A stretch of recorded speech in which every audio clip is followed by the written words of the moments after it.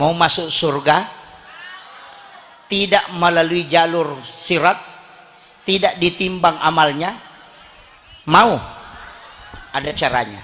Itu sedekah. Tapi ini kurang, Pak. Ini jarang orang ceramahkan. Tingkatan sedekah itu ada 5. Yang pertama ada sedekah rahasia. Sedekah rahasia ini yang paling tinggi. Kalau ibu bapak punya penyakit seperti kanker, dokter sudah angkat tangan. Atau ada penyakit yang tidak bisa ditemukan oleh dokter, pakai jalur ini tadi, sedekah rahasia.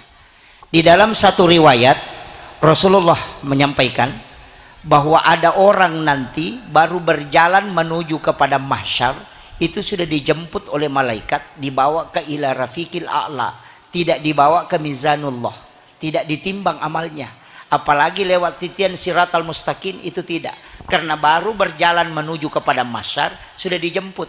Siapa dia?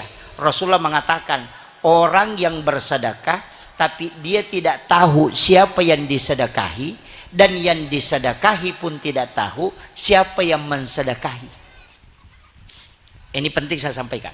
Itu tidak dibawa kepada mahsyar, baru jalan menuju kepada mahsyar itu sudah dijemput, dibawa ke ila rafiqil a'la, di tempat yang sangat tinggi.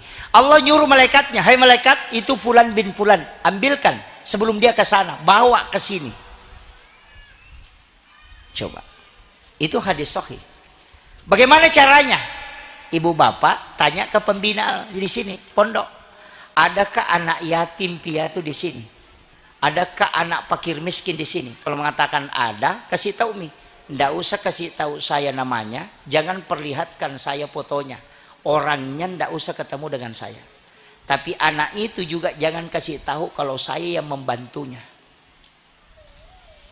Itulah yang dimaksud Nabi, yang sedekah tidak tahu siapa yang disedekahi, yang bersedekah pun, yang disedekahi pun tidak tahu siapa yang mensedekahi.